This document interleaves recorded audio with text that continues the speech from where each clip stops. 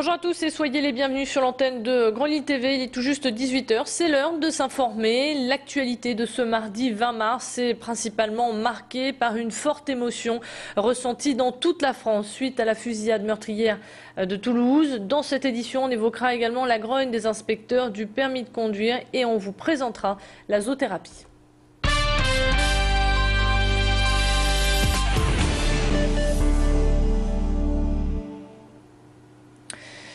L'émotion a traversé la France entière en ce mardi, au lendemain de la terrible fusillade qui a coûté la vie à un adulte et 3 enfants dans une école juive à Toulouse.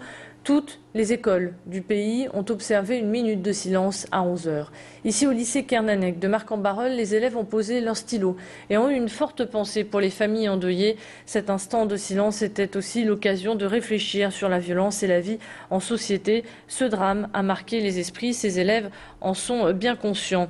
Bernard Gérard, le député maire de la ville, a tenu être auprès de ses élèves. Je vous propose donc de l'écouter au micro de Charlotte Notkim. La haine est la pire des choses dans un pays. Et donc, par rapport à notre jeunesse qui est là pleine d'espérance, qui doit construire un avenir, je pense qu'il était important qu'il y ait un moment de pause, que l'on puisse dire que l'on était solidaire avec ceux qui avaient souffert, avec des personnes qui amenaient leurs enfants à l'école, des personnes qui en plus sont dans une école confessionnelle. L'État est laïque mais doit garantir à chacun la possibilité d'exercer sa religion, sa foi. Il y a eu beaucoup de souffrance et beaucoup d'horreur dans cette affaire. Le pays devait marquer un temps d'arrêt. L'auteur de cette fusillade est devenu l'ennemi public numéro 1. Les forces de l'ordre ont déployé de gros moyens pour l'arrêter. Selon un témoin, cet homme au scooter portait au moment des faits une caméra sur sa poitrine. Cette tragédie qui dépasse les frontières a suspendu la campagne présidentielle. Alain Juppé, qui devait venir ce soir à Lambersart, a annulé son déplacement. Il accompagne actuellement les familles qui rapatrient les corps des victimes en Israël.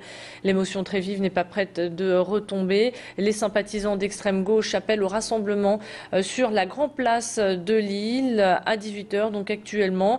Et puis un hommage aux victimes sera rendu à la synagogue de Lille à 19 h, donc dans 1 heure. Dans le reste de l'actualité, les inspecteurs du permis de conduire ont mis leurs menaces à exécution. Ils ont bloqué ce matin un centre d'examen à Leuzen. Résultat, les candidats n'ont pas pu passer leur épreuve de conduite. Ils devront s'armer de patience pour décrocher le précieux sésame car, je vous le rappelle, la grève est illimitée. Selon la préfecture du Nord, il y aurait aujourd'hui 13 grévistes sur les 35 inspecteurs.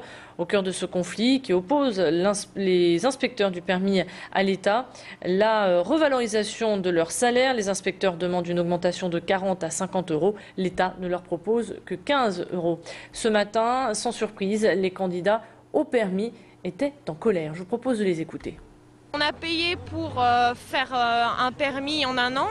Et puis avec ces délais déjà, etc., et situations personnelles, parfois des hospitalisations où là je vais me faire hospitaliser, je sais que s'ils continuent, etc., je pourrais passer ni aucun code ni permis. On est un peu énervé surtout de ne pas avoir été prévenus. Enfin, je pense qu'ils auraient pu téléphoner aux auto-écoles juste pour dire qu'ils faisaient grève ce matin et que c'était pas la peine de se présenter. Moi on m'a pas appelé, mon auto-école ne m'a pas prévenu, donc on pense passer le code, etc.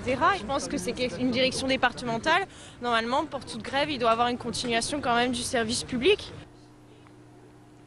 Une campagne de séduction a été lancée par le gouvernement pour valoriser les métiers de la santé.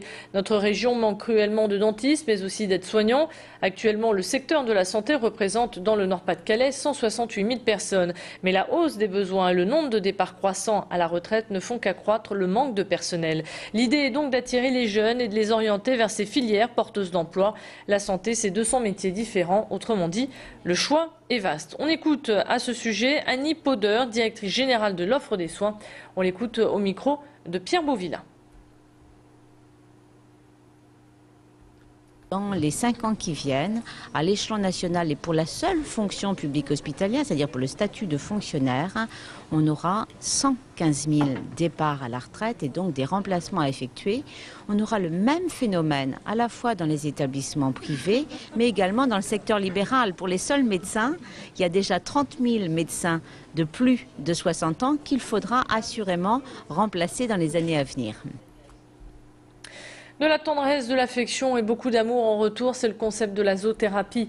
Depuis 2009, la LPA de Lille accueille chaque semaine une association de personnes handicapées physiques ou mentales. Le contact avec l'animal apporte un effet calmant. La zoothérapie est plus connue chez nos voisins anglo-saxons. En France, après un démarrage en douceur, la LPA croule sous les demandes des institutions car les résultats sont là et sont même très concluants.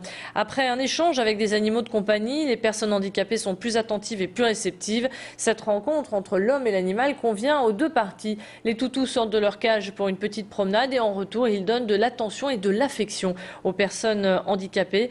Les progrès sont donc là. Voyez à présent les explications de l'animateur de l'association Les Papillons Blancs.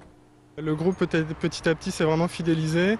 Il sait qu'au moment de partir, maintenant il suffit de dire on va à la LPA pour que tout de suite tout le monde se prépare et 10 minutes plus tard tout le monde est en bas prêt à partir parce que ils savent qu'il y a les chiens qui les attendent, qu'ils vont passer un bon moment et donc c'est en ces termes-là on sent vraiment que il y a le groupe qui s'est formé, qui a envie de venir tous les lundis et donc c'est ça l'évolution plutôt positive qu'on a observée depuis le début. Ouais.